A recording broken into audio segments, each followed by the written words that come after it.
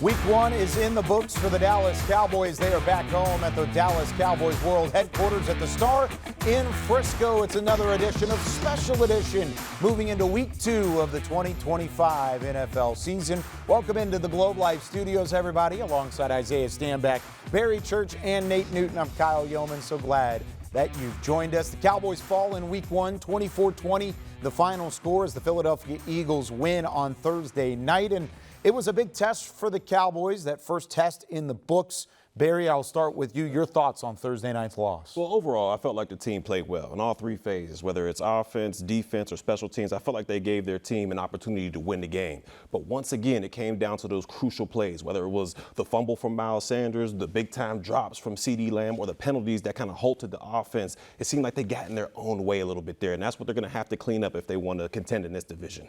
Yeah, I'll start off by saying that there are no moral victories. We're not going to sit up here and state that. But I do believe that you should feel good about where this team is right now. Prior to this game, they had no identity. You didn't know what they were about offensively or defensively. I think both coordinators came out with one heck of a game plan in terms of some of the players and the missed opportunities that were left on the field. I give that to a little bit of a calibration error. Some of these guys did not get reps in the preseason, and you saw some hesitation. You saw some plays that typically would not be missed opportunities in the game that showed up in Week 1.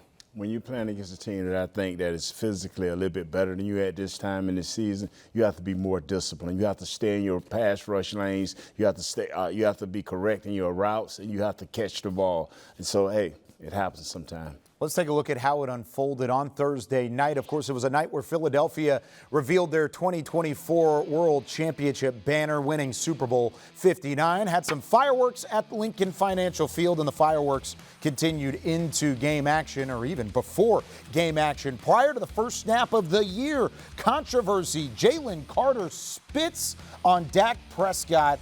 They were jawing back and forth. Carter is immediately ejected. A huge loss for Philadelphia early on. It helped open up the run game for the Dallas Cowboys. They took advantage on their opening drive. Javonte Williams plunges his way in, the opening touchdown of the NFL season, 7-0 Dallas. Philly back on offense. Coverage was good for Dallas all the way throughout, but Jalen Hurts able to escape.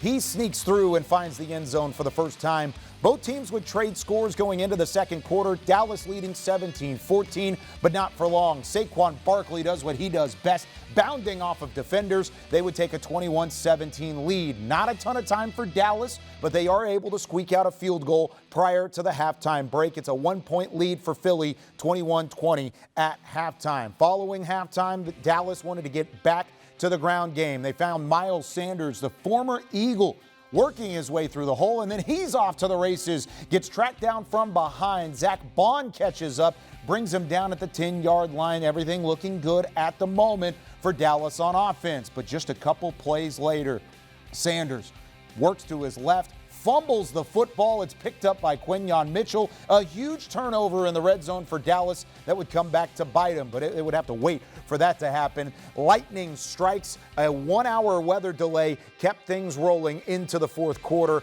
tied at the same score, 24-20. Dallas in their final drive, moving the football, trying to work their way into scoring position. A completion to George Pickens. A deep throw to CeeDee Lamb, bobbled but dropped by Lamb in the secondary. He can't come up with it. That was one of a couple drops for CeeDee Lamb, but his biggest of the night came on 4th down and 3. Another good throw into a tight hole for Dak Prescott. CeeDee lays out, has both hands on the football, can't come up with it. One of the top receivers in the NFL, finished with 110 yards, but he's not able to hold on this occasion. Dallas defensively has one final shot to get off the field. On 3rd down, Jalen Hurts did what he did all evening long, and that was scramble for first down yardage. That would be enough for the defending champions to start the season 1-0, a 24-20 final score as the Cowboys fall in this one on the road to Philadelphia. The final, as you take a look at some of the final stats from this one. Gentlemen, we were all here for the 2024 season. We were all here for some craziness across the board. We saw some craziness with the spit from Jalen Carter to start it. If that's any indication of how this season is going to be, we're in for a roller coaster. Here's what Dak had to say after the game. I probably spit 1,000 times throughout the game. I mean, especially game day, maybe even in general, and something I guess I'm not proud of. But in that case, he was trolling, I guess you could say, trying to mess with Tyler Booker. I was just looking at him. I was right here by the two linemen, and guess I needed to spit, and I wasn't going to spit on my lineman, and I just spit ahead. But I would say he was back there where Jory was in that sense, and he asked, or he goes, "You trying to spit on me?" And at that point, I mean, I felt like he was insulting me. Like I wouldn't spit on somebody. I'm damn sure not trying to spit on you. Like we're about to play a game. I'm wondering why you're trying to mess with the rookie. And so when I stepped through, I actually say the words like, "What the hell would I? Excuse me, but I'm probably even more colorful. What would I need to spit on you for?" And he just spit on me in that moment, and it was more of a surprise than anything. Refs obviously saw it through the flag. I was like, hell yeah, we get 15 yards to start the game off. Didn't realize he was getting ejected. Unfortunate that he did. Hell of a player. Changed our plan and our blocking scheme. As I've told you all right before the week, that we're going to protect against him. So helped in that manner. But I don't wish for anybody to get out of the game. I'm sure he probably regrets that to some extent. I'm pretty sure he knows I didn't try to spit on him or wasn't even aiming to spit on him. So something that's probably going to get a lot of coverage and a lot of attention that feel sorry for him in the sense of, yeah, I mean, I know how excited each and every one of us are, right, to kick off the season and the season opener, and hell of a player like that doesn't even get a chance in the first play. Yeah, unfortunate circumstances. And here's the coverage that Dak talked about. We are going to talk about it. Nate, your thoughts on an incident like that? It ain't no thoughts, man. You ain't spitting on me. It ain't no thoughts. No. Same from you guys? Oh, yeah, that was extremely disrespectful. I mean, that's one of the most disrespectful things a human can do to another human. I mean, I've seen some wild stuff on the football field, but that right there, that was disrespectful. If you ever had any questions pertaining to Dak Prescott's emotional intelligence, you guys have an idea now, because all three of us would have been out the game as well. Hands. There would have been a lot going on in that occasion. There was a lot to break down. When we come back here on Special Edition, we dive deep into the Cowboys on the offensive side of the football. It was a tough one in Philly. We come back and break it all down after this. Special Edition, presented by AT&T, is brought to you by your North Texas Ford dealers. Ford is the best in Texas. Reliant, official energy provider of the Dallas Cowboys. Blockchain.com. Invest like your icons with Blockchain.com. And by AT&T. Connecting changes everything.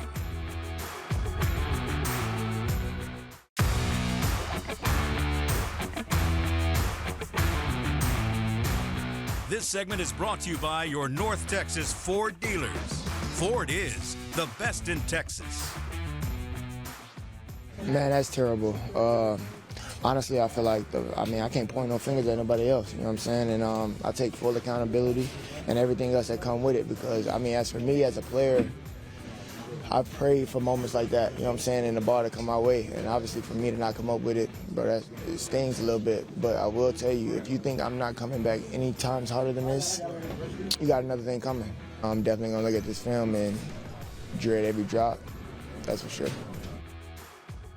The accountability certainly there for CeeDee Lamb. Had some ups. He finished with 110 receiving yards. He was by far the biggest impact player on the offensive side of the ball, but 4 drops over the course of the 4 quarters against Philadelphia on Thursday, and it ended in disappointment. Barry, when you listen to CeeDee take accountability and you watch the film on tape, what were the number one things that stuck out to you? One, he's growing into his own as a leader, going out there, taking accountability for the drops that he had in those big moments. But overall, I'm not worried about CeeDee Lamb when it comes to this. I mean, this guy is a big-time player. He had a little bit of lapse. I think it had something to do with the preseason that Isaiah was talking to earlier. But overall, this guy's going to bounce back extremely strong. He's one of the best wide receivers in the league, and this is just a minor hiccup. It's going to be a great season for him. Yeah, I think first of all, the things that stand out for me was that his route running and his ability to get off the line of scrimmage pretty much untouched. I think he did a heck of a job with his releases, and he did a heck of a job getting out of his breaks, caught the ball well for the most part. We're just talking about some of these things right here. On that play that you see on your screen, his elbows were wide, he didn't tuck his elbows. Those are things that you don't get to work on in OTAs in training camp. Those are only reps that you get during the game. So those are things that he will not allow to happen again, and that's why you see the response that he had. Just time. Our time and practice, like you said, just continue to do your job and be the player you are, CeeDee. You okay? And that's what separates a great wide receiver in the NFL from an elite wide receiver. He's made plays like that before. Yeah. That's why there's disappointment in what happened on Thursday night, because if he hadn't made plays like that before, then that's not the expectation. That's the expectation for CeeDee Lamb moving forward. Expectations across the board were pretty low for the run game going into it. We saw some good things from Javonte Williams, who finished with a couple of touchdowns. Here were his thoughts on the night. A lot of holes. It was a good push, especially against a great D-line. I like the way they fought, aggressive. Everybody was coming off the ball together. I feel like we did good in pass protecting Dak. But I feel like second half we kind of let off the gas a little bit. I mean, it just felt good to score. I mean, the way I did, because, I mean, last year I think I only had like 4 or something like that, and I had 2 in the first game. I mean, it just felt good, especially in the debut. And I just wanted to show Cowboys fans, the coaches, and everybody for putting their trust in me. I just wanted to repay them. Couple touchdowns for Javonte Williams. Miles Sanders breaks open for a long run. Isaiah, when you look at the ground game and how they performed, do you feel like it was up to the standard? I think that we're seeing the payoff from the investment at the offensive line position and the offensive line coaches. The blocking scheme was good. You talk about the running backs. They're running efficiently. Everybody who's on this roster at the running back position could run behind this blocking scheme, and I think it's going to continue to get better. That first half, they were very dominant. They were doing what they needed to do. Second half, Philly started moving a little bit, caused a little bit of problems. Coach, just keep calling it, baby. Keep running it. And they'll continue to run it this week against New York overall. Cowboys held without any points in the second half, and that ultimately was the downfall for the Cowboys offense. When we come back, we flip to the defensive side of the ball. Matt Eberflus put together some great adjustments from first half action into second half action. We continue our coverage of the Cowboys and Eagles Week 1 matchup after this. This segment was brought to you by your North Texas Ford dealers. Ford is the best in Texas.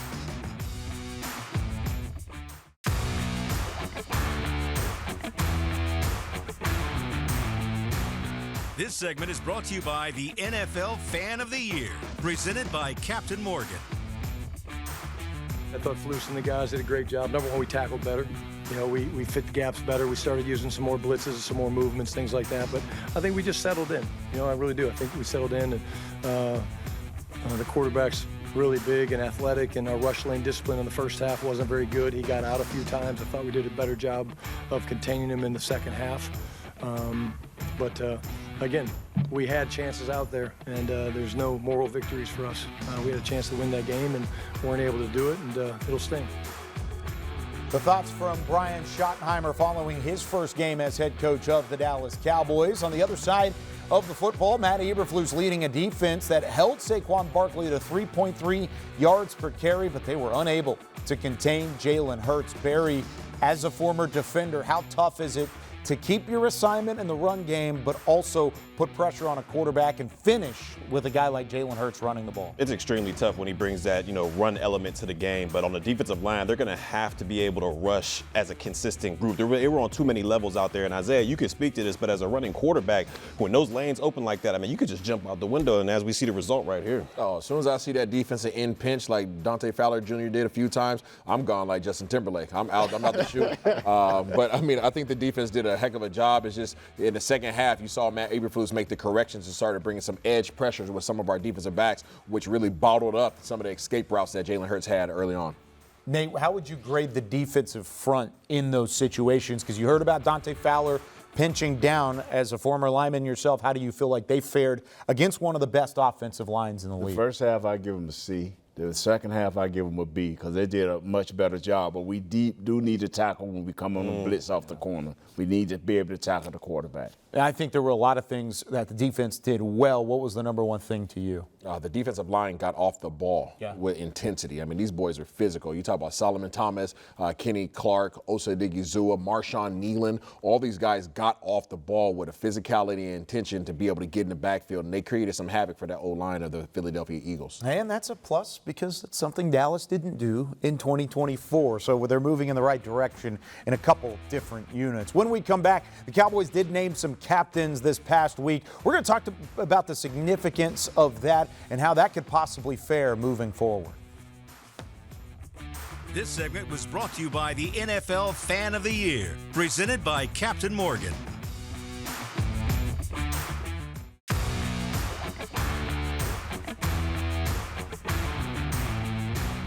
This segment is brought to you by Salvation Army, doing the most good. Here's a look at the team captains that Dallas has named. It's the first time for the permanent team captains since before the Jason Garrett era. Dak Prescott, CeeDee Lamb highlight the offensive side, while Osa Odigizua, Donovan Wilson highlight the defensive side. Then, of course, Brandon Aubrey, C.J. Goodwin on special teams. Here are some of the thoughts that players have had on the team captains being permanent throughout the year. Yeah, something I don't take for granted. It means a lot, one, just to get back to the year-long captains, getting to put the C on my chest. Something that I always, before I got to the league or, when I was a kid watching this game, used to love watching the quarterbacks and the players that had the C on their jerseys, understand what it means. But, to be selected as that and really to be one of the 6 elected, I think just that number growing. And I don't know if Shadi alluded to it, but he initially said like 3 or 4, and then the number doubled pretty much. And I just think that's a credit to each and every guy on that group and being picked by their peers, and just means they're handling business, doing things the right way. And as I said, something I don't take for granted, and move forward each and every day with a lot of responsibility because of it. That's surreal. It wasn't, I didn't think it was real until he gave me the patch, honestly. And I've always wanted one for sure, and to lead the troops. And for those guys that really trust in me, and that speaks volume of the organization. They believe in me and my ability to lead, and I'm gonna take it and run with it, man. It definitely means a lot. Just having that trust from my teammates, coaches. It's not something that's lost on me. Not a responsibility that I take lightly. So it's pretty cool. Man, it's one of the best honors I had in playing football in general. Being a captain for the number 1 team in the number 1 franchise in the world, man. You can't beat that. Only way you can beat that is by winning the championship, and that's what we're trying to do. So those are the leaders of the 2025 Cowboys. What were some of the leaders that stepped up and made an impact in y'all's lives? Well, for me, it was my safeties coach, Brent Maxey, when I first came here. He really gave me the confidence to let myself know that I belong in this league, even though I was undrafted. He said I could play 9 to 10 years, and 9 years later, I was in there. What about you? Hey, for me, it was Charles Haley, Michael Irvin, Vera Volkan, and Troy, but just to stare. Isaiah? Yeah. For myself, man, it was probably Tyrone Willingham in college, and then when I got to the NFL, I had guys like Terrell Owens, Randy Moss, Tom Brady. All those guys led by example. Yeah, and there are a lot of guys that'll be on display this week as well. When we come back on Special Edition, what to watch for in Week 1 of the NFL season, including the Cowboys' upcoming opponent in the New York Giants. This segment was brought to you by Salvation Army, doing the most good. Closed captioning is brought to you by the Texas Lottery. Dallas Cowboys scratch tickets from the Texas Lottery are here. Play today. And to watch more Dallas Cowboys content on your connected TV, download the Cowboys Now app on Amazon Fire, Roku, and Apple TV.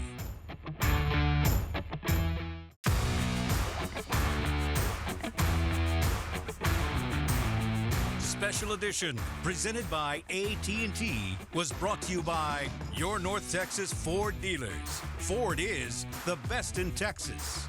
Miller Lite, the only beer of the Dallas Cowboys. And by AT&T, connecting changes everything. Welcome back to Special Edition as we wrap things up here in Week 1 of the NFL season.